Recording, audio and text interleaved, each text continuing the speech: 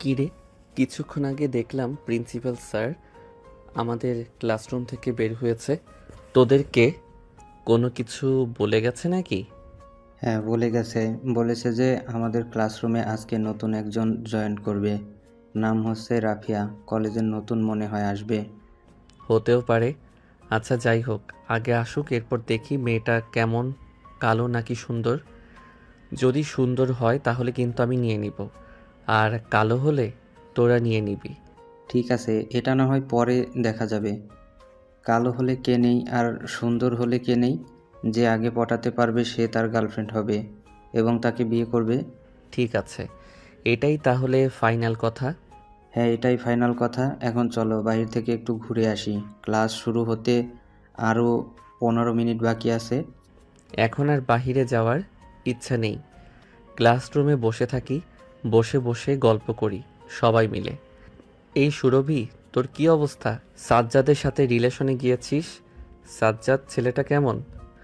ছেলেটা তো খুবই ভালো, কিন্তু সে হচ্ছে একটা ক্যারেক্টারলেস। যদি হালকা একটু সুন্দরী মেয়ে দেখে তাহলে তার পিছনে দৌড়াদৌড়ি করে। তোর কথা সত্যি হয়েছে, তুই তো আমাকে অনেকবার বারণ করেছিলি তার সাথে রিলেশনে না যাওয়ার জন্য, কিন্তু আমি তো পাকনামি করে রিলেশনে গিয়েছি। যেহেতু পাকনামি করে রিলেশনে গিয়েছিস, তাহলে রিলেশন কন্টিনিউ করতে থাক আর তাকে টাইট দিবি।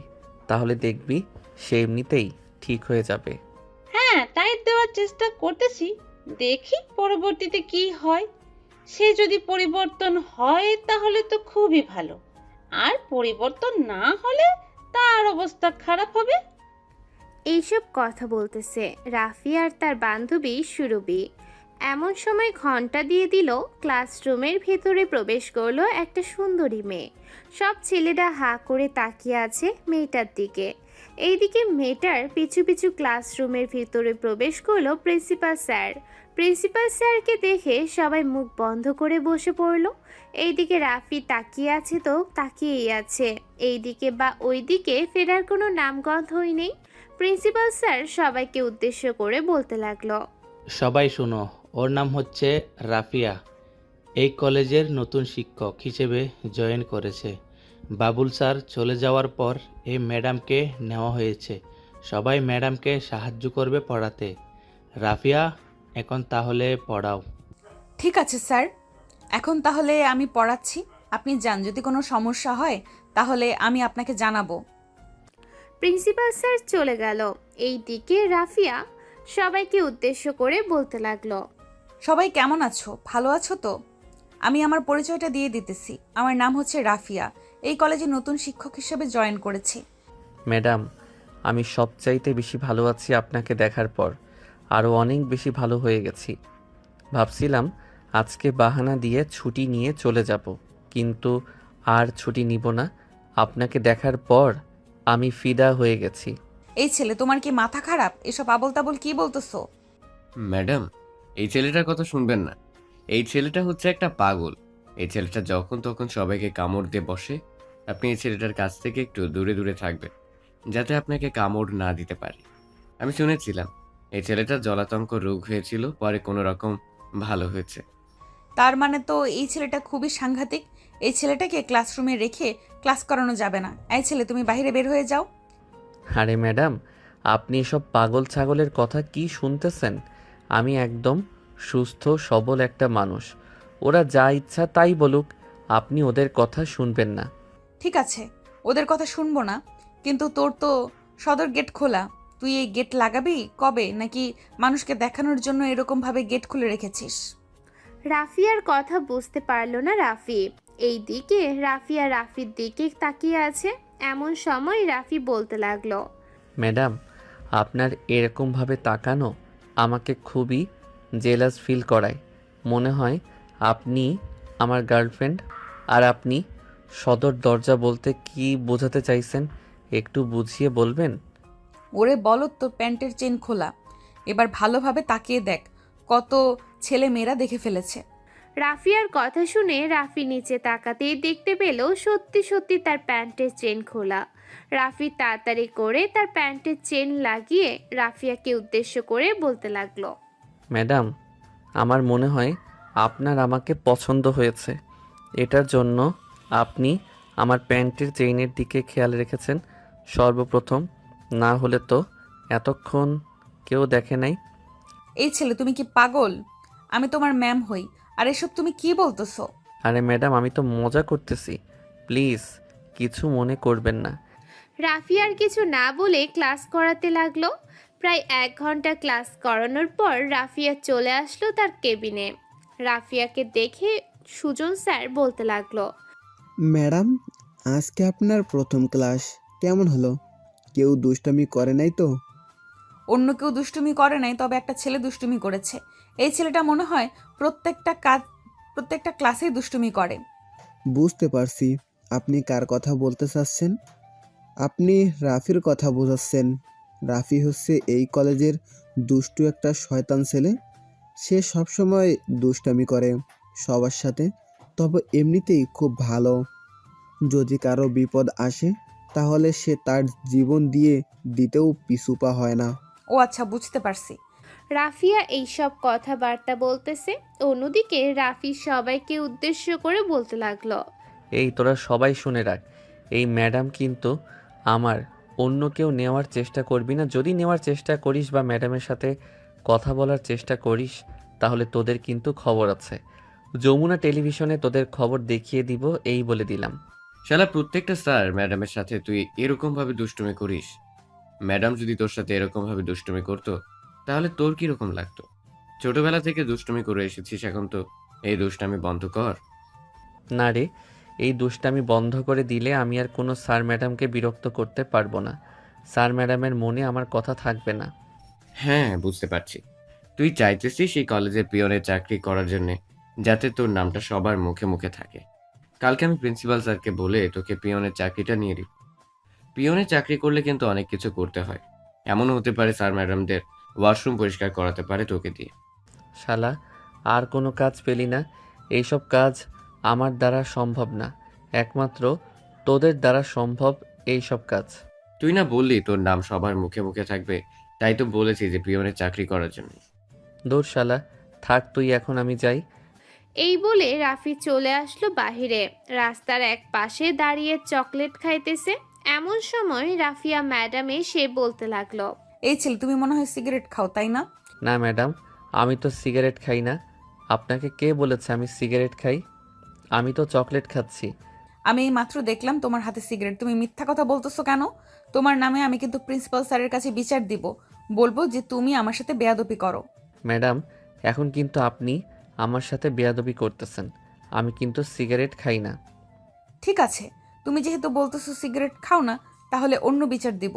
বলবো যে তুমি আমাকে জড়িয়ে ধরে আমার ঠোঁটে কিস করার জন্য জোরাজুরি করেছো। ও আল্লাহ গো, এই মাইয়া তো দেখি ডাহা মিথ্যা কথা বলে। হায় আল্লাহ, আমাকে উঠাইয়া নাও এই মাইয়ার সামনে থাইকা। এই মাইয়া আমাকে বিপদে ফেলে দিবে এক নিমিষেই। হ্যাঁ, বিপদে তো ফেলে দিবই। আমার কথা মতো না চললে অবশ্যই বিপদে ফেলে দিব, যে কোনো জায়গায়, যে কোনো মুহূর্তে। আপনার আবার কি কথা শুনতে হবে? আমি তোমার ম্যাডাম। আমার যখন যা লাগবে, যখন যেটাই বলবো আনার জন্য, সেটাই আনবে। ঠিক আছে ম্যাডাম, এখন তাহলে আমি যাই। কোথায় যাইতেছো? তুমি চলে গেলে আমার জিনিস আইনা দিবে কে? এই নাও 200 টাকা, আমার জন্য বিরিয়ানি আইনা দাও দোকান থেকে। আর তোমার ফোন নাম্বারটা দিয়ে যাও, যে কোনো সময় যে কোনো কিছুর জন্য তোমাকে ফোন দিতে পারি আমি। আমি তো ম্যাডাম ফোন চালাই না, তবে আপনি চাইলে আমার আব্বুর সাথে আপনার পরিচয় করিয়ে দিতে পারি, যাতে আপনার সাথে আমার আব্বুর বিয়ে দিতে পারি। দামড়া মার্কা ছেলে হয়ে গেছে, সেই কিনা বলতেছে এখন এই সব। কানের নিচে 2টা পড়লে একদম ঠিক হয়ে যাবে। যেটা আনার জন্য বলেছি তাড়াতাড়ি এনে তোমার ফোন নাম্বারটা দিয়ে এরপরে যাবে। রাফি চলে গেল ওইখান থেকে এইদিকে। রাফিয়া ম্যাডাম তার কেবিনে আসতেই ফাতিমা ম্যাডাম রাফিয়াকে উদ্দেশ্য করে বলতে লাগলো, কি ব্যাপার রাফিয়া ম্যাডাম, আপনি এই কলেজে নতুন এসে রাফির পেছনে লেগে পড়লেন? ছেলেটা কিন্তু খুবই দুষ্টু অনেক। এই দুষ্টু ছেলেকে কিভাবে ভদ্র বানাই এটা শুধু আপনারা দেখবেন। সে যদি দুষ্টু হয় তাহলে আমি দুষ্টুর রানী। এই বলে দিলাম। এই বলে রাফিয়া তার চেয়ারে বসে পরে ক্লাস করানোর জন্য অপেক্ষা করতে লাগলো। বেশ কিছুক্ষণ অপেক্ষা করার পর রাফি বিরিয়ানি নিয়ে আসলো। রাফিয়ার হাতে দিতে দিতে বলতে লাগলো, এইখানে 200 টাকার বিরিয়ানি আছে, আপনি আমাকে 200 টাকা দিয়েছেন, 200 টাকা নিয়ে এসেছি। খুব ভালো কাজ করেছেন। এখন এইখানে বসেন, এখানে বসে আমাকে এই বিরিয়ানিগুলো খাইয়ে দেন। রাফিয়ার কথা শুনে রাফি চমকে উঠল। কি বলবে বুঝতে পারতেছে না। বেশ কিছুক্ষণ পর এইভাবে যাওয়ার পর রাফিয়া বলতে লাগলো, কি ব্যাপার, এইভাবে চুপচাপ বসে আছেন কেন? আপনাকে তো একটা কথা বলেছি, তাড়াতাড়ি কাজ করে ফেলেন। দেরি করলে কিন্তু আমার মাথা গরম হয়ে যায়। 2 মিনিটের ভেতরে আমাকে খাইয়ে দিবেন। আমাকে আবার ক্লাস নিতে হবে। ম্যাডাম, আমি তো আমার নিজের হাতে নিজের খাবার খেতে পারি না, আবার আপনাকে খাইয়ে দিব কি করে? এত কিছু বুঝি না আমি। আমাকে খাইয়ে দিতে হবে, এটাই আমার শেষ কথা। আর যদি খাইয়ে না দাও তাহলে তোমার পানিশমেন্ট আছে। কি পানিশমেন্ট আছে শুনি একটু। আপনাকে দিয়ে আমাদের এই স্কুলের সকল ওয়াশরুম পরিষ্কার করাবো। পারবেন তো? ওয়াশরুম পরিষ্কার করা চাইতে আপনাকে খাইয়ে দেওয়া ভালো। এই দিকে আসেন, আমি খাইয়ে দেই আপনাকে। রাফিয়ার ম্যাডামকে খাইয়ে দিতে লাগলো। এইদিকে ফাতেমা ম্যাডাম হাঁ করে তাকিয়ে তাকিয়ে দেখতেছে। খাওয়ানো শেষ করে রাফি যে চলে যেতে যাবে, এমন সময় রাফিয়া ম্যাডাম রাফির পকেটে 200 টাকা দিয়ে বলতে লাগলো, এই নাও, এটা তোমার জন্য দিয়ে দিলাম। এটা দিয়ে তুমি চকলেট খাবে। পিচ্চি, যাও এখন। রাফি চলে আসলো বাহিরে। পকেটে হাত দিতেই দেখতে পেল টাকা আর একটা ফোন নাম্বার। টাকাটা পকেটে ঢুকিয়ে চলে আসলো রাস্তায়। একটা রিক্সা নিয়ে সোজা চলে আসলো বাসায়। কলিং বেল দিতেই আর তার আম্মু এসে দরজা খুলে দিল। রাফিকে দেখে বলতে লাগলো, কি রে, তুই না কলেজে গিয়েছিলি, এত তাড়াতাড়ি চলে আসলি কেন? তোর বন্ধুরা তো এত তাড়াতাড়ি আসে না। আরে আম্মু, ওরা পড়ালেখা করে না, এটার জন্য ওরা দেরিতে আসে। আর তুমি তো জানো আমি কেমন পড়ালেখা পারি। সো স্যার ম্যাডামরা আমাকে তাড়াতাড়ি ছুটি দিয়ে দেয়। জানি তুই কেমন পড়াশোনা করিস। যা রুমে গিয়ে ফ্রেশ হয়ে নিয়ে যাই, খাবার দিয়ে দেই তোকে।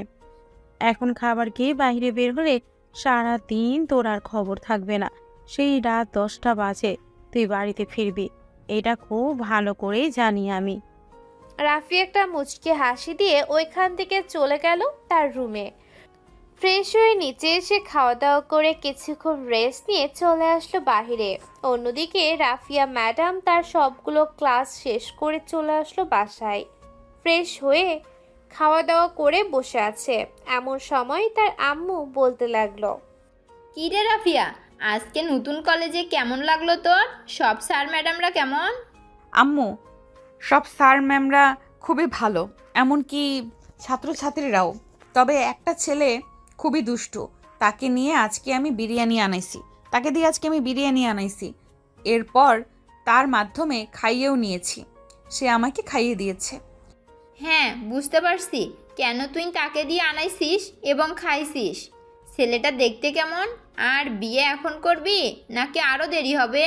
মাত্র কলেজে শিক্ষক হিসেবে ঢুকেছি, আরও কয়েকটা মাস যাক, 1-2 বছর যাক, এরপর যা সিদ্ধান্ত নেওয়ার নিব, এর আগে না। ও আচ্ছা, আবার দেখিস ছেলেটাকে নিয়ে অন্য কোথাও চলে যাস না কিন্তু। এখনকার দিনকাল ভালো না, ছেলের ব্যাপারে খোঁজ খবর নিয়ে রাখিস, কারো সাথে রিলেশনে আছে কি না। এখনকার ছেলে মেয়েরা তো বেশিরভাগ রিলেশনেই যায়। সব সময় আমরা তোকে সব দিক থেকে সাপোর্ট করেছি এবং সামনেও করে যাব। তোর যে ছেলে পছন্দ হবে ওই ছেলের সাথেই বিয়ে দেবো, নিশ্চিন্তে থাক তুই। স্যার ম্যাডামদের মুখে যা শুনেছি, আশা করি ছেলেটা খুবই ভালো। তবে দেখা যাক, যদি ছেলে ভালো হয় আমি কিন্তু আম্মু এই ছেলেকেই বিয়ে করবো, এই বলে দিলাম। ঠিক আছে, যা, তোর যাকে পছন্দ হবে আমরা তার সাথেই বিয়ে দেবো, তোর চিন্তা করিস না। বিকাল 5টা। রাফি চলে আসলো তার বন্ধু বান্ধবীদের সাথে খেলার মাঠে। বেশ কিছুক্ষণ আড্ডা দিয়ে ওইখান থেকে চলে যেতে যাবে, এমন সময় রাফির বন্ধু বলতে লাগলো, কিরে রাফি, ম্যাডামের সাথে দেখলাম তোর অন্যরকম সম্পর্ক। প্রথম দিন ম্যাডামকে পটিয়ে ফেলেছিস নাকি? পটিয়ে ফেলেছি মানে? একবারে নিজের বাড়িতে নিয়ে চলে গেছি। চিন্তা করিস না, কয়েকদিন পর তোদের ভাবি হয়ে যাবে। ঠিক আছে, দেখা যাবে। আর যদি না হয় তাহলে তোর খবর আছে, এই বলে দিলাম। রাফি এইসব কথা বলতেছে আর বাড়ির দিকে যাইতেছে। বেশ কিছুক্ষণের মধ্যে চলে আসলো বাসায়। কলিং বেল দিতেই তার আম্মু এসে দরজা খুলে দিল আর বলতে লাগলো, এই রাফি, তোর চাচাতো বোন এসেছে। রাইসা তোর রুমে বসে আছে, গিয়ে দেখ। রাফি কিছু না বলে চলে আসলো তার রুমে। এসে দেখে তার চাচাতো বোন রাইসা বসে আছে। রাইসাকে দেখে রাফি বলতে লাগলো, রাইসা, তুই হঠাৎ আমাদের বাসায় কোনো দরকার আছে নাকি? হ্যাঁ, দরকার আছে। এটার জন্যই তো এসেছি এখানে। আমি আর ওই কলেজে পড়ালেখা করব না, তোমাদের কলেজে ভর্তি হব। তোমাদের কলেজ নাকি অনেক ভালো, অনেকের কাছে জিজ্ঞেস করলাম।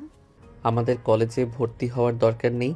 তুই যেই কলেজে পড়াশোনা করিস ওই কলেজে পড়ালেখা করতে থাক। অযথা টাকা নষ্ট করার দরকার নেই। একবার ভর্তি হয়েছিস তোদের কলেজে, আবার এখানে ভর্তি হওয়ার কি দরকার? আম্মু বলে দিয়েছে আমার যেখানে ভালো লাগে সেখানেই ভর্তি হওয়ার জন্য, তাই আমি তোমার কাছে এসেছি। তুমি যদি ভর্তি না করাও তাহলে আমি তোমার বন্ধু সাহায্যে ভর্তি হব কলেজে গিয়ে। ঠিক আছে, ভর্তি করাতে পারি, তবে একটা শর্ত। কলেজে যা যা হবে তুই বাড়িতে ওই সব কিছু বলতে পারবি না। রাজি থাকলে বল, আর রাজি না থাকলে চলে যেতে পারিস। হ্যাঁ, আমি রাজি আছি। কালকে তাহলে আমি সকল কিছু নিয়ে চলে আসবো 10টার দিকে। দুইজন তাহলে একসাথে কলেজে যাব। আমার কথা এখনো শেষ হয় নাই। আগে আমার কথা শেষ হোক, এরপরে না হয় তুই যা ইচ্ছা তাই বলিস। যেটা প্রথমে বললাম ওইটা মনে রাখবি, এবং আমি কি করি কি না করি তুই এখানে নাক গলাতে পারবি না। আচ্ছা, আর যা যা বোঝার আমি বুঝে গেছি সব। কিছুই করতে পারবো না আমি, তাই তো তুমি শুধু আমাকে ভর্তি করিয়ে দাও, আর কোনো কিছুই লাগবে না। রাফি ফ্রেশ হয়ে রাইসাকে নিয়ে চলে আসলো নিচে। খাওয়া দাওয়া করে রাইসা চলে গেল তাদের বাসায়। 20 টাকা ভাড়া লাগে রাইসাদের বাসায় যাওয়ার জন্য, খুব কাছেই। অন্যদিকে রাফিয়া তার রুমের ভিতরে শুয়ে আছে আর রাফির কথা চিন্তা ভাবনা করতেছে। এমন সময় তার ফোনটা বেজে উঠল। তাকিয়ে দেখে অচেনা নাম্বার। কলটা রিসিভ করতেই ওই পাশ থেকে একটা মেয়ে বলে উঠল, এই যে ম্যাডাম, আপনি কিন্তু রাফির দিকে হাত বাড়াবেন না। রাফিকে আমি অনেক ভালোবাসি। আপনি হাত বাড়ালে কিন্তু অনেক বড় সমস্যা হয়ে যাবে। আমি কিন্তু আপনাকে দেখেছি আজকে আপনি রাফির সাথে কি কি করেছেন। কে আপনি? আর এসব কি বলতেছেন? আর রাফি এই ছেলেটাকে আবার? আমি তো এই ছেলেকে চিনি না। না চেনার বাহানা করবেন না। বাহানা করলে কিন্তু আপনি পস্তাবেন, এই বলে দিলাম। দুপুরের দিকে আপনি যাকে দিয়ে বিরিয়ানি আনিয়েছেন, তার হাতে খেয়ে নিয়েছেন, সেই হচ্ছে রাফি। ও আচ্ছা, ওই দুষ্টু ছেলেটার কথা বলতেছেন? হ্যাঁ, তার হাতে খেয়েছি তো কি হয়েছে? ছেলেটা খুবই ভালো, তার জন্যই তো তার হাত দিয়ে বিরিয়ানি নিয়ে এসেছে এবং নিজের হাতে খাইয়ে দিয়েছে সে। আমাকে খাইয়ে দেওয়ার কারণে তাকে আমি 200 টাকা দিয়েছি। ও আচ্ছা, খুব ভালো কাজ করেছেন। আর যাতে কখনো এরকম না হয়, শেষবারের মতো আপনাকে সতর্ক করে দিলাম। আর যদি কখনো আমি নিজের চোখে দেখি, তাহলে প্রিন্সিপাল স্যারের কাছে বিচার দিতে বাধ্য হব। বলবো যে আপনি জোর করে শিক্ষার্থীদের সাথে এমন করেন। এই বলে মেয়েটা কলটা কেটে দিল। এইদিকে রাফিয়া মনে মনে চিন্তা ভাবনা করতে লাগলো। কি ব্যাপার, এই মেয়েটা কে হতে পারে? কালকে দেখি, একবার খোঁজ নিতে হবে। এখন তাহলে ঘুমাই, রাত অনেক হয়েছে। এই বলে রাফিয়া ঘুমের দেশে পাড়ি জমালো। অন্যদিকে রাফি তার বন্ধুদের সাথে গেম খেলে ঘুমিয়ে গেছে। পরের দিন সকাল 10:10 রাফি রাইসাকে নিয়ে চলে আসলো কলেজে। ভেতরে প্রবেশ করতেই রাফির বন্ধু বান্ধব রাফিকে ঘিরে ধরলো আর বলতে লাগলো, কি ব্যাপার রাফি, তুই দেখি অন্য একটা মেয়েকে নিয়ে ঘোরাঘুরি করছিস, আবার বলছিস যে ম্যাডামকে বিয়ে করবি। এটা কিন্তু একদম ঠিক না। আরে শালা, এটা হচ্ছে আমার চাচাতো বোন। তাকে এই কলেজে ভর্তি করানোর জন্য নিয়ে এসেছি। তোরা সব সময় উল্টাপাল্টা ভাবিস, এইসব কিন্তু একদম ঠিক না। উল্টাপাল্টা চিন্তা ভাবনা করা ছেড়ে দে। ঠিক আছে, উল্টোপাল্টা চিন্তা করা ছেড়ে দিলাম। যা, তোর চাচাতো বোনকে নিয়ে ভর্তি করে দিয়ে আয়। আমরা এইখানে বসে ম্যাডামকে পাহারা দিতে থাকি। আরেকটা কথা, ম্যাডাম তোকে খুঁজে গিয়েছিল, বলেছে যে তার সাথে দেখা করার জন্য। হঠাৎ ম্যাডাম আমাকে বলেছে তার সাথে দেখা করার জন্য? কোনো কিছু হয়েছে নাকি? এইসব ব্যাপারে ম্যাডাম কিছু বলেছে? না, ম্যাডাম শুধু বলেছে তুই একা গিয়ে দেখা করতে। ম্যাডাম তোকে কি যেন বলবে। আচ্ছা, আমি দেখা করবো নে। ম্যাডামকে দেখলে বলে দিস। এখন আমি যাই। এই বলে রাফি রাইসাকে নিয়ে চলে আসলো প্রিন্সিপাল স্যারের কেবিনে। রাইসাকে ভর্তি করিয়ে দিয়ে রাফি নিচে চলে আসলো। বেশ কিছুক্ষণ দাঁড়িয়ে থাকার পর এমন সময় রাফির পাশে এসে দাঁড়ালো রাফিয়া ম্যাডাম আর বলতে লাগলো, এই বাদর ছেলে, কালকে কি তুমি আমার নাম্বার কাউকে দিয়েছিলে? আমি যে 200 টাকার সাথে তোমাকে একটা নাম্বার লিখে দিয়েছিলাম, ওই নাম্বারটা? না তো ম্যাডাম, আপনার নাম্বার আবার আমি কাকে দিব? আপনার নাম্বার কাউকে দেই নাই। আর ওইটা যে আপনার নাম্বার আমি নিজেও জানতাম না, ভাবছিলাম অন্য কারো নাম্বার হবে হয়তো, তাই আমি ফেলে দিয়েছি ছেড়ে। কিন্তু কেন, আপনাকে কি কেউ ফোন দিয়েছে? হ্যাঁ, রাত আনুমানিক 11:45 আমাকে ফোন দিয়েছে। 2 মিনিট বকবক করার পর ফোনটা কেটে দিছে। সত্যি করে বলো তো, কে কল দিয়েছে? তোমার বোন কল দিয়েছে নাকি? আমার বোন কোথায় থেকে আসবে? আমার বোন নেই, আমি নিজে একা। রাফি কথা বলতেছে। রাফিয়া ম্যাডামের সাথে এমন সময় জেরিন আসলো আর বলতে লাগলো, এই রাফি, এদিকে একটু শুনে যাও তো, তোমার সাথে আমার জরুরি কিছু কথা আছে। হ্যাঁ জেরিন আপু বলেন, আপনি হঠাৎ এখানে এসেছেন, আমাকে একবার ফোন দিলেই তো পারতেন, আমি চলে যাইতাম আপনাদের ক্লাসরুমে। এখানে আসলাম একটা জরুরি কাজ ছিল, এটার জন্য। তুমি ম্যাডামের সাথে কি কথা বলছো? আর ক্লাস নেই নাকি তোমার? হ্যাঁ ক্লাস তো আছে, আমি আমার চাচাতো বোন রাইসাকে ভর্তি করেছি তো, তাই আর কি দেরি হয়ে গেছে। আর ম্যাডাম এসেছে আমার সাথে একটা গুরুত্বপূর্ণ কথা বলার জন্য, তাই আর কি আমি এখানে ম্যাডামের সাথে একটু দাঁড়িয়ে কথা বলছিলাম। ও আচ্ছা, কথা বলার দরকার নেই, তাড়াতাড়ি ক্লাসে যাও, সামনে তো আবার তোমাদের পরীক্ষা। আর রাফিয়া ম্যাডাম, আপনি তো জানেন যে সামনে তাদের পরীক্ষা, তারপর আপনি কেন তাকে দাঁড় করিয়ে প্রশ্ন করছেন? তাকে কেন প্রশ্ন করতেছি এটা তো আপনার জানার বিষয় না। তার সাথে আমার জরুরি কথা ছিল, তাই আমি তাকে দাঁড় করিয়ে প্রশ্ন করেছি। আর আজকে তাদের প্রথম ক্লাস হবে না, কারণ স্যার একটু বাইরে গেছে, আমাকে বলে গিয়েছে যে দ্বিতীয় ক্লাসে গিয়ে ক্লাস করানোর জন্য। তাই আমি রাফিকে দাঁড় করিয়েছি, ক্লাস থাকলে কখনো দাঁড় করাতাম না। আর আপনার গলার স্বর কেমন যেন চেনা চেনা লাগতেছে। আপনি কি কালকে আমাকে কল দিয়েছিলেন? আমি কেন আপনাকে কল দিতে যাব? আপনি তো আর আমার আত্মীয় না যে আপনাকে রাতের বেলা আমি কল দিতে যাব। আচ্ছা রাফি, তুমি ক্লাসরুমে যাও, তোমার সাথে পরে কথা হবে। গেলাম তাহলে এখন। জেরিন চলে গেল এইদিকে। রাফিয়া ম্যাডাম একদম শিওর হয়ে গেল যে এই কলটা যে জেরিন দিয়েছে, কারণ রাফিয়া কালকে রাতের কথা উঠায় নাই। তাহলে সে জানলো কিভাবে কালকে রাতে কল দিয়েছে? এইসব চিন্তা ভাবনা করতে করতে রাফিয়া ম্যাডাম চলে গেল তার কেবিনে। বেশ কিছুক্ষণ পর রাফিয়া ম্যাডাম ক্লাসরুমে এসে ক্লাস করাতে লাগলো। পুরো ক্লাস রাফির দিকে তাকিয়েছিল।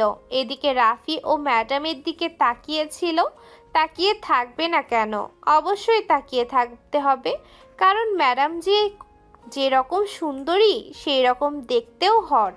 দেখতে দেখতে বিকাল হয়ে আসলো। বিকালে কলেজে ছুটি দেওয়ার পর রাফিয়া ম্যাডাম তার কেবিনে বসে কি যেন করতেছে। এমন সময় তার কেবিনের ভিতরে প্রবেশ করলো জেরিন আর বলতে লাগলো, রাফিয়া ম্যাডাম, আপনাকে শেষবারের মতো বলে দিচ্ছি, আপনি রাফির সাথে কথা বলবেন না।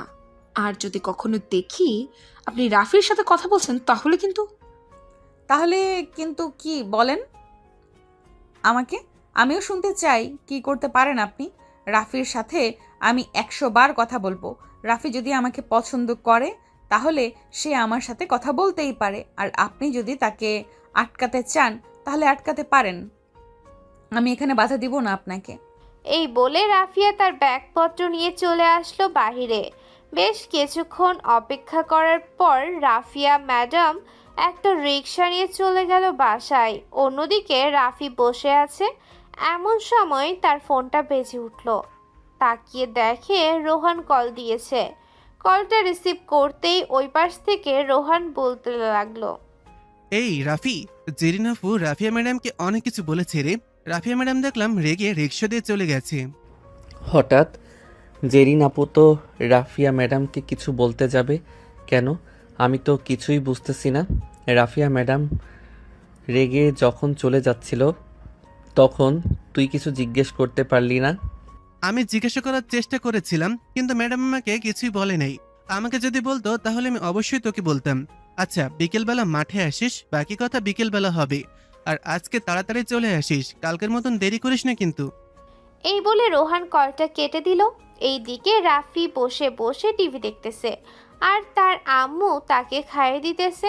এমন সময় রাফির আম্মু রাফিকে উদ্দেশ্য করে বলতে লাগলো, কিরে রাফি, আজকে কথা হয় নাই নাকি তোর ওই ম্যাডামের সাথে? হ্যাঁ আম্মু, কথা হয়েছে, কিন্তু একটা সমস্যা হয়েছে।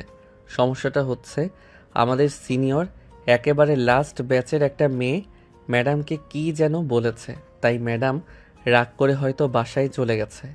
ও আচ্ছা, তোর কাছে ফোন নাম্বার নেই? ফোন নাম্বার থাকলে কল দে, কল দিয়ে জিজ্ঞেস কর কি হয়েছে, তাহলে তো তোকে বলবে। হ্যাঁ নাম্বার ছিল, কিন্তু আমি নাম্বারটা ফেলে দিয়েছি। ভাবছিলাম ওই নাম্বারটা অন্য কারো, তাই আর কি মুখস্থ করে রাখি নাই।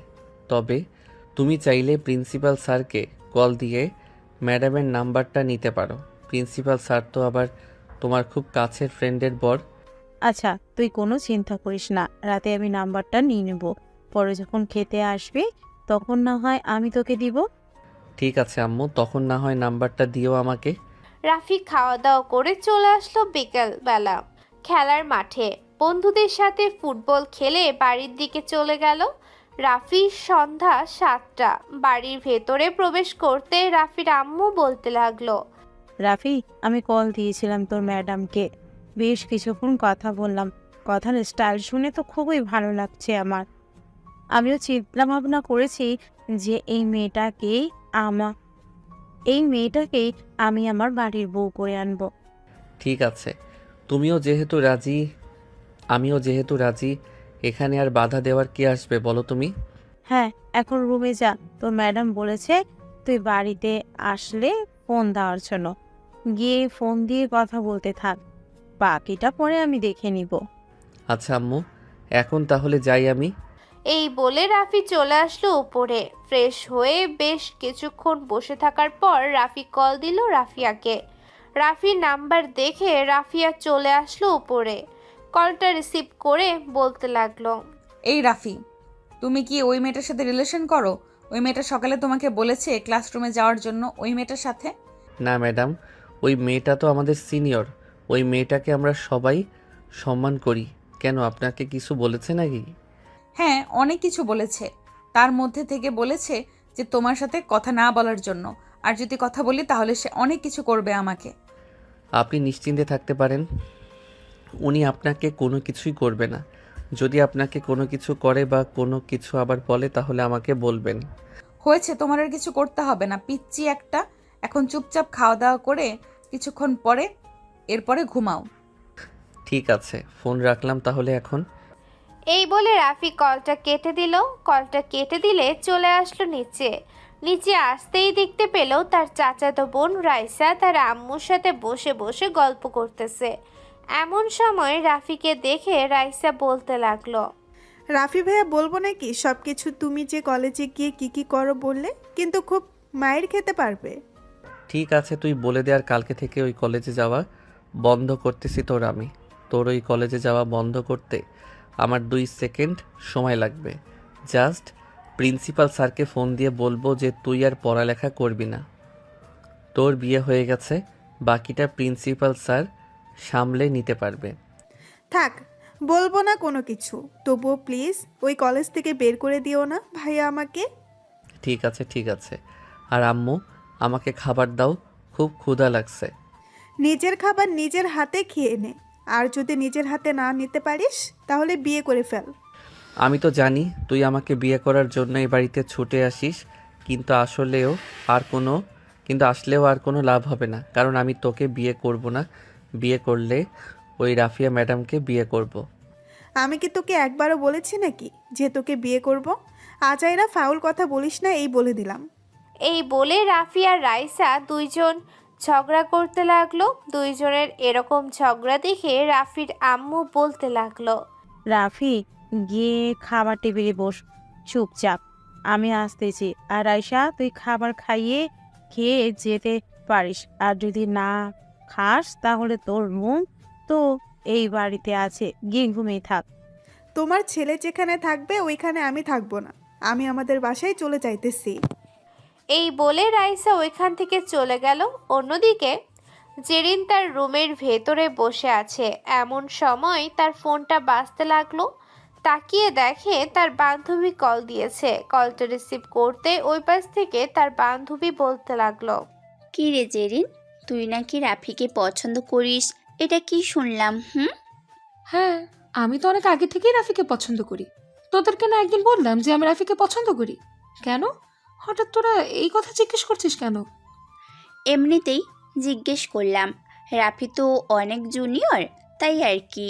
তোকে জিজ্ঞেস করে শিওর হয়ে নিলাম যে তুই সত্যি সত্যি রাফিকে পছন্দ করিস কিনা।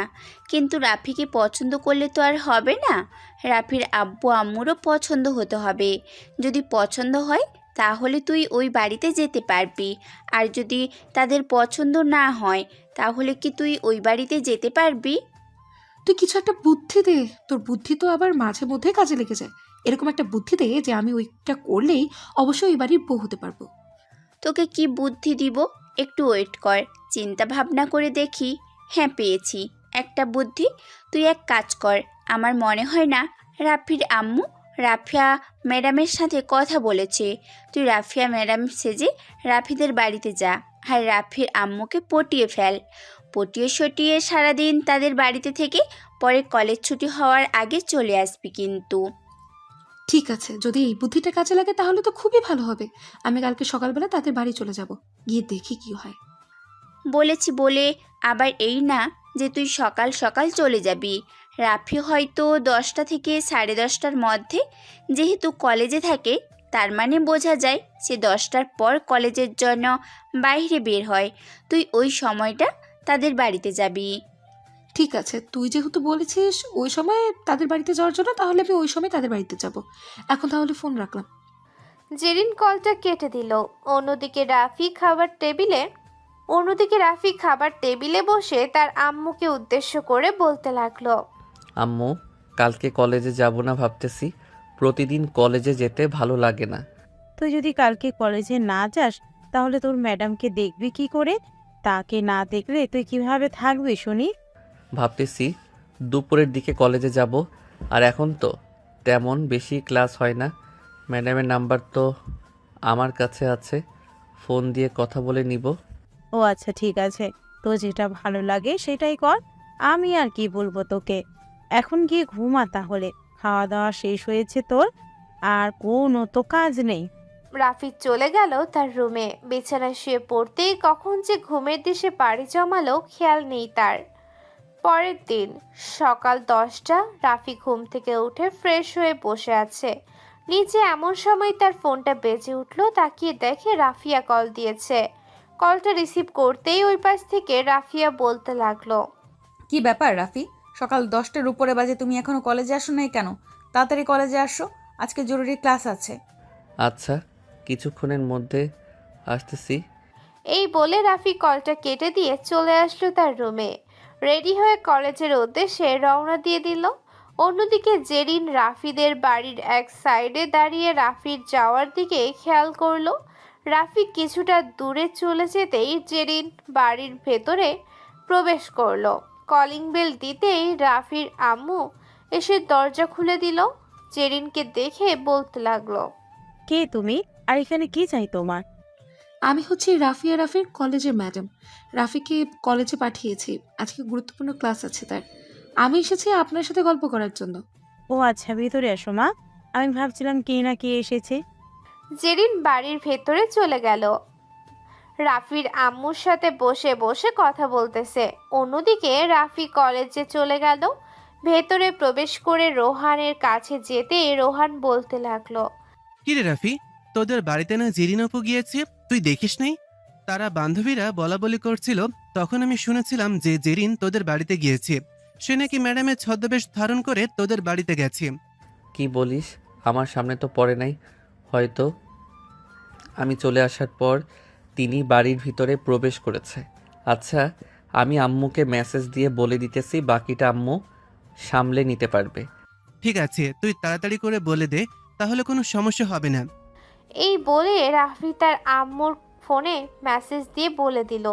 এদিকে রাফির আম্মুর ফোনে মেসেজের শব্দ আসতেই রাফির আম্মুর হাতে ফোনটা নিয়ে দেখে রাফি মেসেজ দিয়েছে। মেসেজটা পড়ার পর রাফির আম্মু সব কিছুই বুঝে গেল। রাফির আম্মু মুচকে একটা হাসি দিয়ে বলতে লাগলো। রাফির আব্বু মেসেজ দিয়েছে, জিজ্ঞেস করেছে খাওয়া দাওয়া করেছে কিনা। আচ্ছা তুমি বসো, আমি তোমার জন্য চা বানিয়ে আনছি। আমি কোনো কিছুই খাবো না, আজকে আপনাকে রান্না করে খাওয়াবো। চলেন রান্নাঘরে, আমাকে দেখিয়ে দেবেন। আর আমি রান্না করব। আরে তোমার এত কষ্ট করতে হবে না। এই বাড়িতে যেদিন একেবারে চলে আসবে ওই দিন তোমাকে রান্না করতে দিব। বসো সোফায়, আমি রান্না করি। রাফি বলে গেছে যে আজকে তাড়াতাড়ি চলে আসবে, দুটো ক্লাস করে রাফির সাথে খাওয়া দাওয়া করে এরপরে যাবে। আমি রাফিকে বলে দিব তোমাকে যাতে বাড়ি অবধি পৌঁছে দিয়ে আসে। রাফির কথা শুনে জেরিন কিছুটা ভয় পেয়ে গেল, কিন্তু নিজেকে সামলে নিয়ে আবারও জেরিন বলতে লাগলো, না আমি কিছুক্ষণের জন্যই এসেছি, আবার চলে যাব। আমি রাফিকে বলিনি যে আমি আপনাদের বাড়িতে এসেছি। আপনিও বলবেন না কিন্তু রাফিকে। ঠিক আছে, বলবো না। তুমি বসো, আমি রান্না বসিয়ে দিতেছি। রাফির আম্মু রান্না করতেছে, এইদিকে জেরিন সোফায় বসে বসে চিন্তা করতেছে এখন কিভাবে এই বাড়ি থেকে বের হবে। এইসব চিন্তা ভাবনা করতে করতে তার ফোনটা বেজে উঠলো। তাকিয়ে দেখে ফারজানা কল দিয়েছে। কলটা রিসিভ করতেই ওই পাশ থেকে বলতে লাগলো, জেরিন, তুই যেখানেই থাকিস না কেন তাড়াতাড়ি কলেজে চলে আয়। রাফি কিন্তু কিছুক্ষণের মধ্যেই তাদের বাসায় যাবে। কলেজ থেকে ছুটি নিয়ে বের হয়ে গেছে। তুই যত তাড়াতাড়ি পারিস তাদের বাড়ি থেকে বের হয়ে আয়। যদি তোকে ওই বাড়িতে দেখে তাহলে কিন্তু আরও একটা সমস্যা হবে। তোরা একটু রাফিকে আটকিয়ে রাখ। এখন যদি আমি বাড়ি থেকে বের হয়ে যাই তাহলে নিশ্চিত রাফির আম্মু সন্দেহ করবে, তখন আরও অনেক বড় সমস্যা হবে। আরে আটকাবো কি করে? সে অলরেডি একটা রিক্সা নিয়ে চলে গেছে, হয়তো তার বাড়ির কিছুটা কাছাকাছি আছে। তুই যত তাড়াতাড়ি পারিস ওই বাড়ি থেকে বের হ। জেরিন তাড়াতাড়ি করে ফোনটা কেটে দিয়ে চলে আসলো রান্নাঘরে। এসে দেখে রাফির আম্মু রান্না করতেছে। রাফির আম্মুকে উদ্দেশ্য করে জেরিন বলতে লাগলো, আন্টি, আজকে তাহলে যাই আমি? আমার বান্ধবী খুবই অসুস্থ, আমাকে ফোন দিয়েছে, বলেছে যে এখনই তাদের বাড়িতে যাওয়ার জন্য। তোমার বান্ধবীর বাড়িতে পরে যাবে, আগে এখানে বসে খাওয়া দাওয়া করে এরপরে যাবে। আমি তোমার জন্য রান্না করছি। আপনি বুঝছেন না, আমি যদি এখন এখানে থাকি তাহলে অনেক বড় সমস্যা হয়ে যাবে। আমি এখন চলে যাই। জেরিন এইসব কথাবার্তা বলতেছে এমন সময় বাড়ির কলিং বেল বেজে উঠল। রাফির আম্মু জেরিনকে দাঁড় করিয়ে রেখে চলে আসলো দরজা খোলার জন্য। দরজা খুলতেই দেখতে পেল রাফি দাঁড়িয়ে আছে। এইদিকে জেরিন রাফিকে দেখে কি করবে বুঝে উঠতে পারতেছে না। এমন সময় রাফি জেরিনকে দেখে ফেললো আর বলতে লাগলো, আরে জেরিন আপু, আপনি আমাদের বাড়িতে, বেশ ভালো হয়েছে আমাদের বাড়িতে চলে এসেছেন। আপনার সাথে জরুরি কিছু কথা আছে। আপনি সোফায় এসে বসেন আর আম্মু রান্না করো। রাফিয়া আসতেছে দুপুরের দিকে। জেরিন আপু, আজকে কিন্তু আমরা তিনজন একসাথে খাবার খাবো। রাফি, তোমাকে আমি কিছু কথা বলতে চাই, এবং ওই দিনও বলেছি আমি তোমাকে ভালোবাসি, কিন্তু তুমি আমার ভালোবাসা গ্রহণ করছো না কেন? জেরিন আপু, আমি একজনকে ভালোবাসি, সেটা হচ্ছে রাফিয়া ম্যাডাম। ওনাকে ছাড়া আমি অন্য কাউকে বিয়ে করতে পারবো না, এবং আমি অলরেডি বাড়িতে বলে দিয়েছি, তারাও রাজি হয়ে গেছে। রাফিয়া ম্যাডাম তো আমাদের কলেজ থেকে বের হয়ে গেছে প্রায় 5 বছর আগে, আর ওনার বয়স এখন হিসাব করলেও প্রায় 25-এর উপরে হবে। আর তুমি কিনা তাকে বিয়ে করার জন্য পাগল হয়ে গেছো? দেখো, তাকে বিয়ে করলে তুমি তার কাছ থেকে কোনো কিছুই পাবে না। তুমি যদি আমাকে বিয়ে করো তাহলে আমার কাছ থেকে সব কিছুই পাবে। আপনি এই কথাটা কিভাবে শিওর দিয়ে বলতে পারলেন বলেন তো আমাকে? গত 5 দিন আগেও দেখলাম কলেজের একটা সিনিয়র বড় ভাইয়ের সাথে বাইক দিয়ে ঘোরাঘুরি করতেছেন, আবার বলতেছেন আপনার কাছে আমি সব কিছুই পাবো। হাসানোর কথা বললেন আপনি। আপনাকে শেষবারের মতো বলে দিলাম, আপনি যদি আমাদের পথের কাঁটা হয়ে দাঁড়ান তাহলে কিন্তু আপনার জন্য খুবই সমস্যা হবে। আপনি যদি বিয়ে করতে চান ওইখানে বড় বাধা হয়ে দাঁড়াবো আমি। রাফি, আমি তোমাদের বাড়িতে এসেছি বলে তুমি আমাকে এইভাবে অপমান করছো? এটা কিন্তু একদম ঠিক না। তুমি যদি এরকমভাবে অপমান করতে চাও তাহলে আমাকে অন্য জায়গায় করতে পারো, তোমাদের বাড়িতে না। আপনি আমাকে বাড়িতে বলছেন আর আমিও আপনাকে আমাদের বাড়িতে বলছি। এই 4 দেওয়ালের মধ্যে কথাগুলো বন্দি হয়ে গেছে। আপনাকে যদি বাইরে বলতাম তাহলে আশেপাশের মানুষ হয়তো শুনতে পাইতো এবং আপনাকে নিয়ে চিচি করত। তখন আপনি কি করতেন? জেরিন কোনো কিছু না বলে ওইখান থেকে চুপচাপ চলে গেল। বাহিরে বের হয়ে হাঁটতে লাগলো আর মনে মনে বলতে লাগলো, রাফি, আমিও তোমাকে দেখে নেব তুমি কিভাবে রাফিয়া ম্যাডামকে বিয়ে করো। রাফিয়া ম্যাডামের নামে এইরকম মিথ্যা অপবাদ দেব, তখন তুমি রাফিয়া ম্যাডাম কেন, রাফিয়া ম্যাডামের মাকেও বিয়ে করবে না, এই বলে দিলাম। জেরিন মনে মনে এইসব ভাবতে ভাবতে যেতে লাগলো। অন্যদিকে রাফির আম্মু রাফিকে উদ্দেশ্য করে বলতে লাগলো, রাফি, মেয়েটাকে এইভাবে এত কিছু বলে বের করে দিলি বাড়ি থেকে। এখন যদি এই মেয়েটা তোর বা রাফিয়ার কোনো ক্ষতি করার চেষ্টা করে তখন কি করবি? যা, বা রাফিয়ার নামে মিথ্যা কথা বলে কোনো অপরাধ ছাপিয়ে দেয় তখন? আরে আম্মু, ওইসব নিয়ে চিন্তা করো না। আমি ওই সবে ভয় পাই না। যদি ভয় পাইতাম তাহলে এখন অবশ্যই কিছু করতে পারতাম না। রাফি এসব কথা বলতেছে তার আম্মুর সাথে। বেশ কিছুক্ষণ পর রাফি চলে আসলো উপরে। দেখতে দেখতে দুপুর হয়ে আসলো, দুপুর 1:12। এমন সময় ঘন্টা দিয়ে দিল। রাফিয়া চলে আসলো নিচের রিক্সা দিয়ে চলে যেতে যাবে। এমন সময় জেরিন এসে রাফিয়ার সামনে দাঁড়ালো আর বলতে লাগলো, ম্যাডাম, আপনার সাথে আমি একটু ক্লোজভাবে ছবি তুলতে চাই। আপনি তো রাফিকে আমার কাছ থেকে কেড়েই নিয়েছেন। এখন আপনাকে দেখে না হয় আমি মনে মনে চলবো। ঠিক আছে, আসো তাহলে ছবি তুলি। এইসব বলতেছে রাফিয়া। এইদিকে জেরিন রাফিয়ার সাথে কয়েকটা ক্লোজভাবে ছবি তুলে ফেললো। কয়েকটা ক্লোজভাবে ছবি তোলার পর রাফিয়া ওইখান থেকে চলে আসলো রাফিদের বাসায়।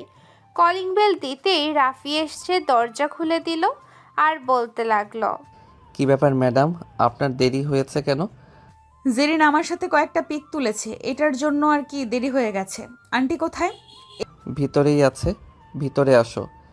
রাফি আর রাফিয়া কথা বলতেছে। অন্যদিকে জেরিন চলে আসলো তার বন্ধুর কম্পিউটারের দোকানে। আর জেরিনকে দেখে তার বন্ধু রানা বলতে লাগলো, কিরে জেরিন, কেমন আছিস? অনেক দিন পর তোর সাথে দেখা হয়েছে। হঠাৎ আমার কম্পিউটারের দোকানে এসেছিস, কোনো জরুরি দরকার নাকি?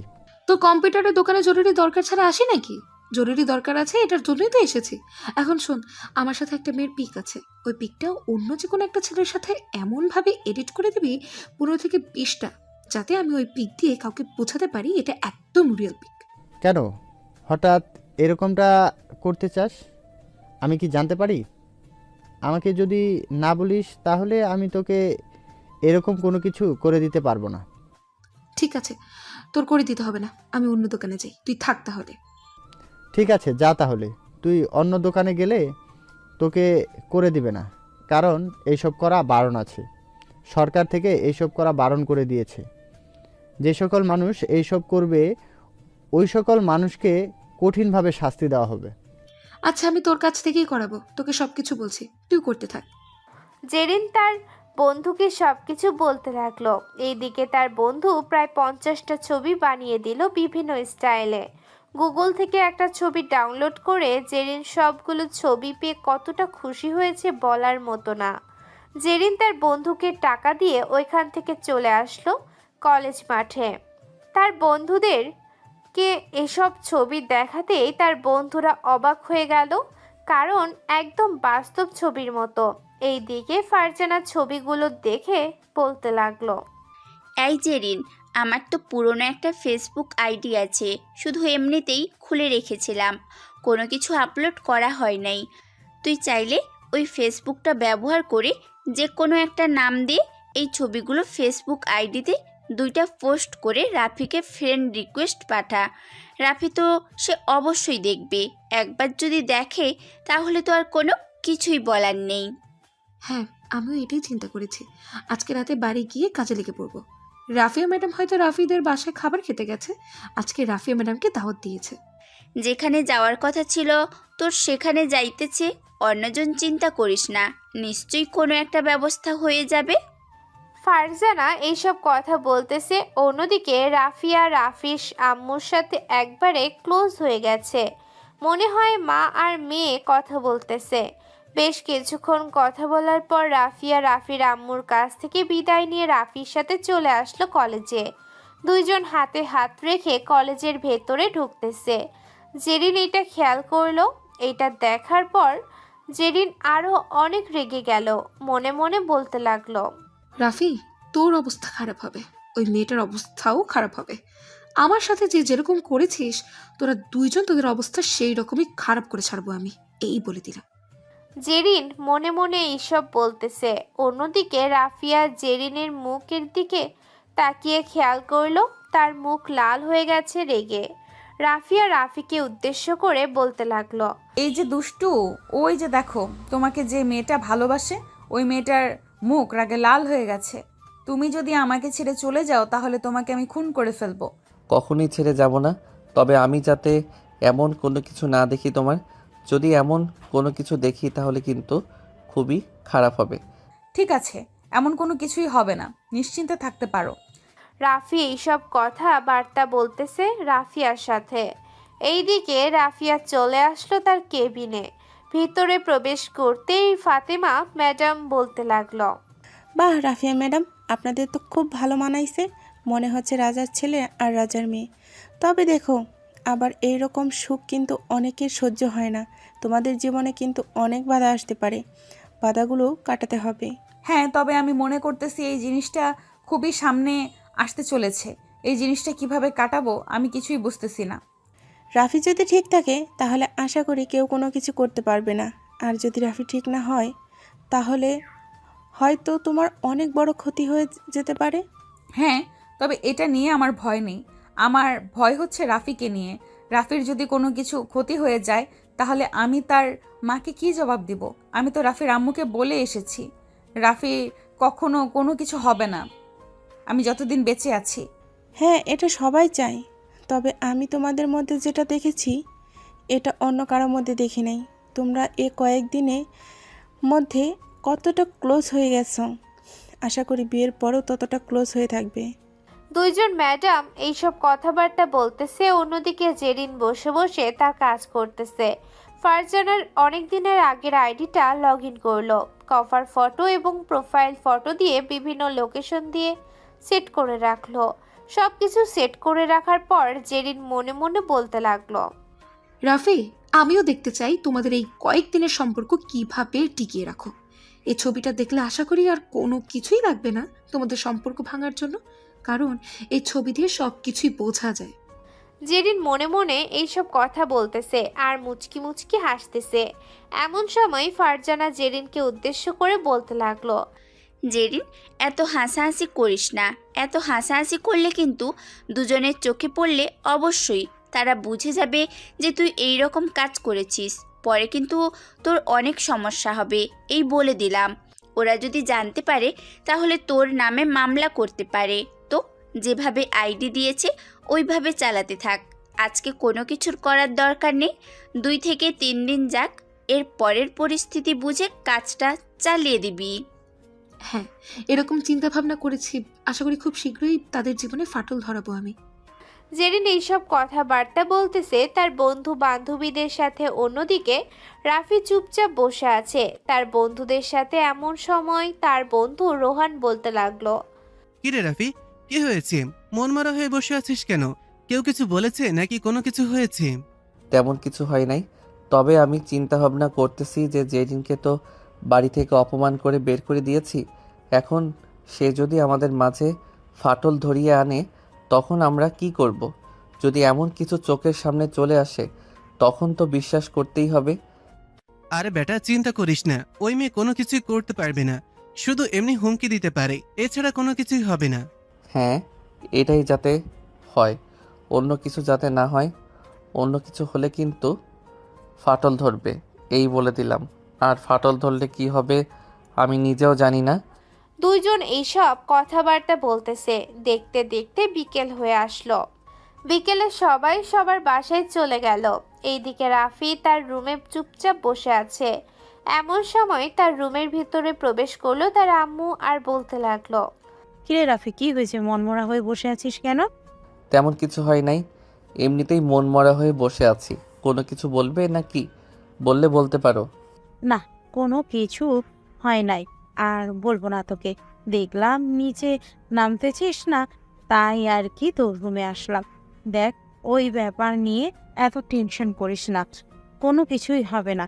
এত টেনশন করলেই উল্টো তোর ক্ষতি হবে। হ্যাঁ আম্মু, আমি এখন বাইরে গেলাম। এই বলে রাফি চলে আসলো বাহিরে। তার বন্ধু বান্ধবীদের সাথে ঘোরাঘুরি করতে লাগলো। অন্যদিকে জেরিন তার বান্ধবীদের সাথে বসে আছে। এমন সময় ফারজানা বলতে লাগলো, জেরিন, একজনের করলে তো হবে না, করলে 2 জনের করতে হবে। একজনের করলে একজন বলবে হয়তো এটা মিথ্যে, আরেকজন বলবে এটা সত্যি, তখনই এরকমভাবে ঝগড়া হবে ঠিকই, কিন্তু পরবর্তীতে আবার মিলে যাবে। দুইজনের জন্য করলে অবশ্যই তাদের দুজনের মাঝে ঝগড়া বাঁধবে, এমনও হতে পারে অনেক বড় ঝগড়া। এটা একদম ঠিক বলেছিস, কিন্তু রাফির ছবি তো আমার কাছে নেই। আগে ছিল, ডিলিট করে দিয়েছি। তোদের কাছে আছে নাকি? আমার কাছে নাই, তবে রাফির সাথে ফেসবুকে অ্যাড আছি। তার ফেসবুক আইডিতে অনেকগুলো ছবি আছে, যদি বলিস ওইখান থেকে ডাউনলোড করে দিতে পারবো। বসে আছিস কেন? তাড়াতাড়ি দে, তাদের কি করবো আমি নিজেও জানি না। আমার শুধু হাত চুল করছে, মনে হচ্ছে এক্ষুনি কাজে লেগে পড়ি, তাদের জীবন ছাড়খাড় করে দিই। আরে না, এত তাড়াহুড়ো করতেছিস কেন? বেশি তাড়াহুড়ো করলে কিন্তু অনেক সমস্যা, এটা তুই খুব ভালো করেই জানিস। হ্যাঁ আমি জানি, যাই হোক কয়েকদিন পর তাদেরকে নক দেব। তা ও আবার রাতের বেলা। শোন, আমরা সব বান্ধবীরা তোদের বাসায় থাকবো যেদিন, নক দিব। আমরাও দেখতে চাই কি বলে তারা। আমরা দুইজন তো আছি, 2 রকম ভয়েস দিয়ে দিব যদি চাই। আমি তো ছেলেদের ভয়েস নকল করতে পারি। হ্যাঁ একদম ঠিক করেছিস, এরকম বান্ধবী থাকলে আর কি লাগে। আমার তোরাই হচ্ছিস আসল বান্ধবী। এখন তাহলে কাজে লেগে পড়ি, আবারও যেতে হবে আমার ফ্রেন্ডের দোকানে। কিন্তু এখানে কার ছবি দেব? এই নে, এই ছবিটা দিয়ে দে। এই ছবিটা আমার চাচাতো বোনের, তার ছবি দিলে কোনো কিছুই হবে না, কারণ সে কিছুদিন আগে মারা গেছে। ও আচ্ছা, কিন্তু আমি ওর ছবি দিতে পারবো না। আমি চাই না কোনো পাপ কাজ করতে। তোর পিক দে, তুই তো তোর ফেস আমাদের ছাড়া অন্য কাউকে দেখাসনি। তোর ফেস আমরা না হয় ব্যবহার করি। ঠিক আছে, আমি আমার ছবি দিতেছি, তবে জাস্ট রাফির সাথে ছবি ব্যবহার করবি, অন্য কারোর সাথে যাতে ছবি ব্যবহার না দেখি আমি। ঠিক আছে, তুই কোনো চিন্তা করিস না, অন্য কারোর সাথে ছবি থাকবে না, জাস্ট রাফির সাথেই ছবি থাকবে কয়েকটা দিনের জন্য। ঠিক আছে, আমি আমার ছবি পাঠিয়ে দিয়েছি, তুই তোর কাজ কর গিয়ে, আমরাও এখন বাসায় যাই। এই বলে সবাই সবার বাসায় চলে গেল। অন্যদিকে জেরিন চলে আসলো আবারও তার ফ্রেন্ডের দোকানে। 2টা ছবি আবারও ওই রকমভাবে 20 থেকে 50টা ছবি বানিয়ে নিয়ে চলে আসলো বাসায়। দেখতে দেখতে এইভাবে কেটে গেল 4 দিন। এই 4 দিনে কোনো কিছুই করে নাই জেরিন। রাতে রাফি শুয়ে শুয়ে মনে মনে বলতে লাগলো, জেরিন তো এখনো কোনো কিছু করে নাই, আমার মনে হয় আর কোনো কিছু করবে না। এখন নিশ্চিন্তে থাকতে পারি। চিন্তা করলে আবার আমার মাথা ব্যথা করবে, তখন আবার আরেক সমস্যা। রাফি এইসব কথাবার্তা চিন্তা ভাবনা করতেছে, এমন সময় তার ফোনটা বেজে উঠল। তাকিয়ে দেখে রাফিয়া কল দিয়েছে। কলটা রিসিভ করে রাফিয়ার সাথে কথা বলতে লাগলো। কথা বলা শেষ করে দুইজন ঘুমের দেশে পাড়ি জমালো। পরের দিন সকালে দুইজন চলে আসলো কলেজে।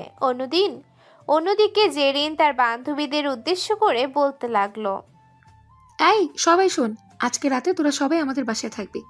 আজকে রাতে কাজটা করতে হবে। আমার আর ভালো লাগে না ওদের সব কাণ্ড কারখানা দেখে। ঠিক আছে, তুই কোনো চিন্তা করিস না, আজকে রাতে আমরা সবাই তোদের বাসায় চলে যাব। জেরিন তার বান্ধবীদের সাথে এইসব কথাবার্তা বলতেছে। এমন সময় তাদের পেছনে এসে দাঁড়ালো রোহান। জেরিন তার বান্ধবীদের সাথে কি বলেছে এই সব কিছু শুনে নেয়। জেরিন আবারও বলতে লাগলো, আজকে কিন্তু আমাদের বাড়িতে তোদের দাওয়াত, রাতে আমাদের বাড়িতে থাকবি, সারা রাত আড্ডা দেবো তোদের সবার সাথে। আচ্ছা চল তাহলে এখন ক্লাসরুমে যাই, নিচে বসে থেকে আর কি করব। হ্যাঁ চল তাহলে, যাওয়া যাক। সবাই চলে গেল ক্লাসরুমে। এইদিকে রোহান চলে আসলো রাফির কাছে। রাফিকে উদ্দেশ্য করে বলতে লাগলো, রাফি, ওরা মনে হয় তোর ব্যাপারে কোনো কিছুই বলে নেই। ওরা শুধু রাতে আড্ডা মাড্ডা দেবে, আর এসব নিয়ে চিন্তা করিস না। ওরা কি করতে পারবে? ওরা কোনো কিছুই করতে পারবে না। এইসব নিয়ে চিন্তা করলে আরো মাথা ব্যথা করবে। তবুও আমার কেমন যেন একটা ভয় হচ্ছে। যদি কোনো কিছু হয় তাহলে তো সমস্যা হবে, আর একবার যদি সমস্যা হয় তাহলে তো বুঝতেই পারছিস কি হতে পারে। ভাই, তুই এসব বিষয়ে এখানে বসে চিন্তা ভাবনা কর। আমি এখন ক্লাসরুমে গেলাম। আমি যে তোকে বারবার বলছি কোনো কিছুই হইব না, তবুও তুই বিশ্বাস করতেছিস না। রাফি রোহানকে নিয়ে চলে আসলো ক্লাসরুমে। দেখতে দেখতে বিকেল হয়ে আসলো। সারাদিন ক্লাস করে রাফি চলে আসলো বাসায়। খাওয়া দাওয়া করে তার আম্মুর কাছ থেকে বিদায় নিয়ে বাইরে এসে তার বন্ধুদের জন্য অপেক্ষা করতে লাগলো। অন্যদিকে জেরিন বাসায় গিয়ে তার রুমটা খুব সুন্দর করে সাজানো।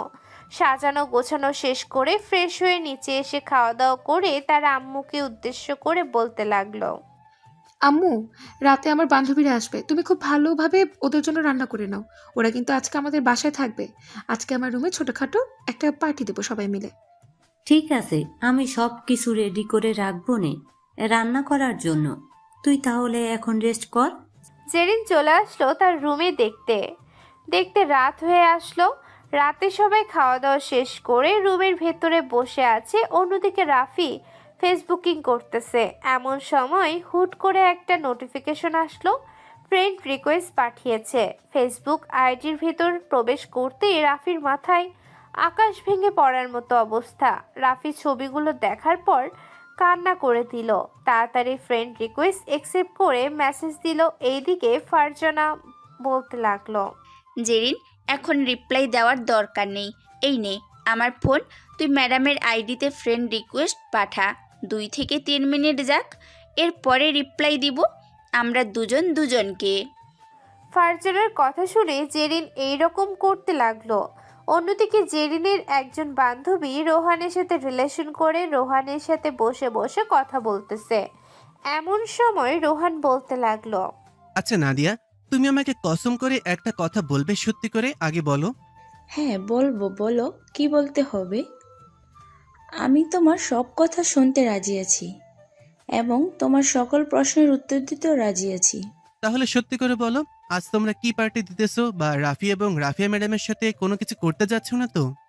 আসলে রোহান ওরা দুইজন 2টা আইডি খুলেছে। ওই 2টা আইডি দিয়ে দুজনকে ফ্রেন্ড রিকোয়েস্ট পাঠিয়েছে। ওদের সাথে খুবই খারাপ কিছু হতে যাচ্ছে। তুমি প্লিজ রাফি এবং রাফিয়া ম্যাডামকে ফোন দিয়ে বলে দাও তাড়াতাড়ি। আর আমি যে এই সব কিছু বলেছি কাউকে বলবে না। আমি তোমার সাথে হয়তো আজকের কথা বলতে পারবো না। এখন যদি কথা বলি তাহলে ওরা সন্দেহ করবে। তুমি তাড়াতাড়ি দুজনকে ফোন দিয়ে বলে দাও ওদের সাথে তাল মিলিয়ে কথা বলার জন্য, যাতে দুজন দুজনের মাঝে কোনো ফাটল না দেয়। এই বলে নাদিয়া কলটা কেটে দিল। অন্যদিকে রোহান তাড়াতাড়ি করে রাফিকে কল দিয়ে পুরোটা বুঝিয়ে দিল। পুরোটা বুঝিয়ে দেওয়ার পর আবার কল দিল রাফিয়া ম্যাডামকে। রাফিয়া ম্যাডামকে সব কিছু বুঝিয়ে দেওয়ার পর রাফিয়া ম্যাডামও বুঝে ফেললো। দুইজন সারা রাত ওদের সাথে চ্যাটিং করলো। এইদিকে রাফি রাফিয়ার সাথে কি কথা বলেছে চলেন আমরা শুনে আসি। দেখেছো ওরা কত কিছু করেছে আমাদের সম্পর্ক ভেঙে ফেলার জন্য। হ্যাঁ, তোমার ওইরকমভাবে ওই মেয়েটার সাথে ছবি দেখে আমি কান্না করে দিয়েছিলাম। ভেবেছিলাম এই সব কিছু সত্যি, কিন্তু ওরা যে এইরকমভাবে এডিট করে আনবে আমি আগে জানতাম না। চলো আমরা একটা প্ল্যান করি। কি প্ল্যান বলো? কালকে দুজন কলেজে যাব, ঠিক, কিন্তু কারোর সাথে কেউ কথা বলবো না। আমি কথা বলতে চাইলে তুমি আমাকে রাগ দেখাবে, ওদের সামনে বোঝাবে যে আমাদের সম্পর্কে ফাটল ধরেছে। তাহলে ওরা দেখবে যে কত মজা পাবে। ঠিক আছে, আর আমি চিন্তা ভাবনা করেছি যে 1-2 মাস গেলে এরপরে বিয়ে করে ফেলবো, কারণ সামনে শীতকাল আসতেছে। শীতকালে বিয়ে করব তোমাকে। ঠিক আছে, তখন না হয় দেখা যাবে। দুই পরিবার একসাথে হলে তো কোনো কথা বলা যাবে না। 2 মাস যাক, এরপরে না হয় কথাবার্তা বলা যাবে। এখন ঘুমাও তাহলে। এই বলে দুইজন ঘুমের দেশে পাড়ি জমালো। পরের দিন সকাল 10টায় রাফি তার বন্ধুদের সাথে চলে আসলো কলেজে। অন্যদিকে জেরিন এবং তার বান্ধবীরা অনেক আগেই চলে এসেছে। এইদিকে রাফিয়া ম্যাডাম কলেজের ভেতরে দাঁড়িয়ে আছে রাফির সামনে। আস্তে রাফি বলে বলে দেখাতে লাগলো জেরিনদেরকে। রাফিয়া ম্যাডামকে কিছুক্ষণ কথা শোনানোর পর রাফিয়া ম্যাডাম চলে গেল তার কেবিনে। এইদিকে জেরিন তার বান্ধবীদেরকে উদ্দেশ্য করে বলতে লাগলো, বাহ, এক রাতের ভেতরে ওদের দুজনের মাঝে ফাটল ধরিয়ে ফেলেছি। আর কি লাগে, এইভাবে আর কয়েকটা দিন যাক, এরপর না হয় আমি রাফিকে বিয়ের অফার দেব। বাকিটা না হয় পরে সামনে নেওয়া যাবে। হ্যাঁ চল, আজকে কোনো ক্লাস করব না, বাসায় যাই। খুব ঘুমে ধরেছে। কালকে রাতে ঘুমাতে তো পারি নাই একটু। সারা রাত আড্ডা দিয়ে এবং ওদের সাথে কথা বলে সময়টা পার করে দিয়েছি। হ্যাঁ চল, চাচার বাসায় চলে যাই। সবাই সবার বাসায় চলে গেল। এইদিকে রাফিয়া ম্যাডাম তার কেবিনের ভেতরে প্রবেশ করতেই ফাতেমা ম্যাডাম বলতে লাগলো, কি ব্যাপার রাফিয়া, রাফি তোমার সাথে ওই সময় খারাপ ব্যবহার করেছে কেন? তোমাদের মাঝে কি ঝগড়া হয়েছে নাকি অন্য কিছু? ম্যাডাম, বলেছিলাম না আমাদের সম্পর্কে ফাটল ধরবে, সেই ফাটল ধরতে গিয়েছিল, কিন্তু ফাটল ধরার আগে সব কিছু জেনে গেছি। তাদের সাথে তাল মিলিয়ে আমরা প্ল্যান করেছি এরকম করব। বেশ ভালো কাজ করেছ। এখন আমি তোমাকে বলি, যত তাড়াতাড়ি পারো বিয়েটা করে নাও। বিয়েটা করে ফেললে আর কোনো সমস্যা হবে না। আর কেউ কিছু করতে গেলেও তোমরা তো বাড়ির ভেতরেই থাকবে। কোনো কিছু করলে দুজন দুজনের কাছে ফোনে থাকবে, দেখতে পারবে কে কি করো। ঠিক আছে, আমরাও সিদ্ধান্ত নিয়েছি 2 মাস পরে বিয়েটা করে ফেলবো, তবে 2 মাসের আগেও করে ফেলতে পারি, এটা কোনো শিওর নেই। আমরা ওদের শেষ দেখতে চাই, ওদের শেষ দেখে এরপরে বিয়ে করব। তাহলে আরও বেশি ভালো হবে। দেখো ওরা কি করে আর তোমরাও কি করো। হ্যাঁ আচ্ছা, এখন আমি ক্লাস করতে যাই। এই বলে দুইজন চলে গেল দুইটা ক্লাসরুমে। রাফিয়া ম্যাডাম রাফিদের ক্লাসরুমে প্রবেশ করে ক্লাস করাতে লাগলো। এদিকে রোহান রাফিয়া ম্যাডামকে উদ্দেশ্য করে বলতে লাগলো, কালকে রাতে তো একটা ফাটল ধরার হাত থেকে বাঁচাইছি দুইজনকে। এখন আমাকে ট্রিট দেন তো আপনি, আপনাদের কাছে ট্রিট পাও না। ঠিক আছে, চিন্তা করো না, আজকে তোমরা ট্রিট পাবে, যেটা খেতে চাইবে সেটা খাওয়াবো আমি। তাহলে তো আজকে পেট পুজোটা হয়ে যাবে, রাতে খাবার খেতে হবে না, জমিয়ে খাবো আপনাদের কাছ থেকে। দেখি কতটা খাওয়াতে পারেন। যতটা খেতে চাইবে ততটা খাওয়াতে পারবো আমি, আল্লাহ সেই সামর্থ্য দিয়েছে আমাকে। এখন চুপচাপ ক্লাস করতে থাকো, কোনো কথা বলবে না। এই বলে রাফিয়া ম্যাডাম ক্লাস করতে লাগলো। দেখতে দেখতে বিকেল হয়ে আসলো। বিকালে সবাই চলে আসলো একটা হোটেলে। খাওয়া দাওয়া শেষ করে কিছুক্ষণ ঘোরাঘুরি করে যার যার বাসায় চলে গেল। দেখতে দেখতে এইভাবে কেটে গেল 1 মাস 15 দিন।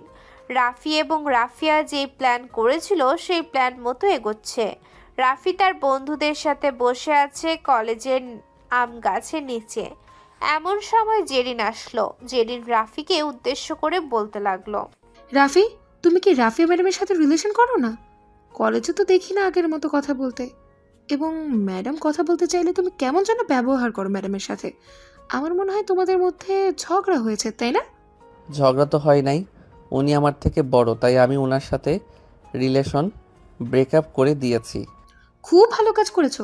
এখন যদি আমি তোমাকে প্রপোজ করি তাহলে তুমি অ্যাকসেপ্ট করবে? অ্যাকসেপ্ট করব না কেন? অবশ্যই করব। আপনি আমাকে এক গুচ্ছ ফুল দিয়ে প্রপোজ করেন, এরপর দেখা যাবে অ্যাকসেপ্ট করি কি না। ঠিক আছে, তুমি এখানে বসো, আমি কিছুক্ষণের মধ্যেই ফুল নিয়ে এসে তোমাকে প্রপোজ করব। এই বলে যে জেরিন নাচতে নাচতে চলে গেল ওইখান থেকে একটা ফুলের দোকানে। এইদিকে রাফি রাফিয়াকে ডেকে নিয়ে এসে তার পাশে বসিয়ে হাতে হাত রেখে বসে আছে। রাফির পাশে তার সকল বন্ধুরা। এখন এই পর্যন্ত একটু থাকুক, চলেন কালকে রাতে রাফিয়াদের বাড়ির একটু ফ্ল্যাশব্যাক শুনে আসি। কি হয়েছে? ফ্ল্যাশব্যাক না শুনলে তো বুঝবেন না আপনারা। রাতে সবাই খাবার টেবিলে বসে আছে। এমন সময় রাফিয়া তার আব্বু আম্মুকে উদ্দেশ্য করে বলতে লাগলো, আব্বু আম্মু, তোমরা তো জানো রাফির সাথে আমার সম্পর্ক আছে। এখন তো 2 মাস প্রায় হয়ে যেতেছে। আমি রাফিকে বলেছিলাম যে 2 মাস পরে তোমাকে বিয়ে করব, কিন্তু আমি এখন সিদ্ধান্ত নিয়েছি যে কালকেই আমরা বিয়ে করব এবং রাফিকে সারপ্রাইজ দিব। তোমরা সকালবেলা রাফিদের বাড়িতে চলে যাবে। রাফিদের বাড়িতে গিয়ে আমাদের বিয়ের আলোচনা করবে। আলোচনা করে রাতের দিকে যাতে আমাদের বিয়ে হয় সেই সব কিছু রেডি রাখবে। কিন্তু আমরা তো চাইছিলাম তুই আমাদের একমাত্র একটা মেয়ে, ছোটোখাটো একটা অনুষ্ঠান হলেও করার জন্য। অন্তত আত্মীয় স্বজনদেরকে তো জানানো উচিত ছিল, তাই না? তাদেরকে জানানোর দরকার নেই, তুমি পারলে ফোন দিয়ে বলে দাও যে কালকে বিয়ে। যারা আসতে পারবে তারা আসবে, আর যারা আসতে পারবে না তারা আসবে না। কালকে বিয়ে মানে কালকেই বিয়ে। আচ্ছা যা, কালকেই বিয়ে হবে, এত চিন্তা করিস না। আমি রাতে রাফির আব্বু আম্মুর সাথে কথা বলে রাখবো, যাতে কালকে একটা আয়োজন করা হয়ে যায় ছোটোখাটো। ঠিক আছে। ফ্ল্যাশব্যাক এতটুকু ছিল। এইদিকে রাফিয়া আর রাফি বসে আছে হাতে হাত রেখে। এমন সময় জেরিন আসলো। দুইজনকে হাতে হাত রেখে বসে থাকতে দেখে বলতে লাগলো, কি ব্যাপার রাফি, তুমি না বলে রাফিয়া ম্যাডামের সাথে রিলেশন করো না, তাহলে এখন এভাবে হাতে হাত রেখে বসে আছো কেন? মানুষ এইভাবে বসে থাকলে কি বোঝা যায় বলেন তো আমাকে? তার মানে তোমাদের মধ্যে কোনো কিছুই হয়নি? না, আমাদের মাঝে কোনো কিছুই হয় নাই। আপনারা যে এরকমভাবে প্ল্যান করেছিলেন ওই রকমভাবে আমরাও প্ল্যান করে আপনাদেরকে ধোঁকা দিয়েছি। মিস জেরিন, আপনাকে আমাদের বিয়ের দাওয়াত। আজকে রাতে আমাদের বিয়ে। রাফি চলো, বাসায় চলে যাব। স্যারের কাছ থেকে ছুটি নিয়েছি। রাফি তার বন্ধু বান্ধব এবং রাফিয়াকে নিয়ে চলে আসলো বাসায়। বাড়িতে এসে দেখে তাদেরকে বিয়ের সকল আয়োজন করা হয়ে গেছে। আয়োজন শেষ হতেই রাতে তাদের বিয়ে হয়ে গেল। এইদিকে রাফি এবং তার বন্ধুরা বসে বসে আড্ডা দিতেছে। এমন সময় রুমের ভিতরে প্রবেশ করলো রাফিয়া। রাফিয়াকে দেখে রোহান বলতে লাগলো, মামা এই নে, জিনিসটা কাজে আসবে। আর জেরিনের খবর জানিস কি কি হয়েছে? না, জানি না কি হয়েছে। সে রাগের বশে তার চাচাতো ভাইকে বিয়ে করে ফেলেছে, তাও আবার আজকে কিছুক্ষণ আগে আমার গার্লফ্রেন্ডকে জানিয়েছে। যাক, ভালো হয়েছে। এখন তাহলে তোরা যা, আমি আমার ম্যাডাম বউয়ের সাথে একটু রোম্যান্স করি। হ্যাঁ মামা, সবকিছুর ব্যবস্থা করে দিয়েছি, খালি রোম্যান্স করতে থাক। আমরা তাহলে গেলাম। এই চল, যাও যাক তাহলে এখন। এই বলে রোহান ওইখান থেকে চলে গেল। এইদিকে রাফি দরজাটা লাগিয়ে দিয়ে রাফিয়াকে কোলে তুলে নিয়ে চলে আসলো বিছানায় আর বলতে লাগলো, যাক, অবশেষে দুই ম্যাডামকে বিয়ে করে ফেললাম। আমাকে ফাঁসিয়ে ফুসিয়ে বিয়ে করেছেন, এখন আদর সহ্য করার জন্য রেডি হন। আমি রেডি আছি, আপনি যা ইচ্ছা তাই করতে পারেন আমার দুষ্টু বর। রাফিয়ার কথা শুনে রাফিয়ার উপরে ঝাঁপিয়ে পড়ল। এখন শীতকাল, শীতের রাতে রাফিয়াকে বেশ ভালো করেই আদর করতেছে। তারা তাদের আদরে ব্যস্ত থাকুক। এখন আমরাও বিদায় নেই। সবাই রাফি এবং রাফিয়ার জন্য দোয়া করবেন যাতে তাদের ঘরে ছোট্ট একটা ছেলে অথবা মেয়ে বেবি আসে। আজকের গল্পটা এখানেই শেষ করলাম। আসসালামু আলাইকুম। ধন্যবাদ সবাইকে।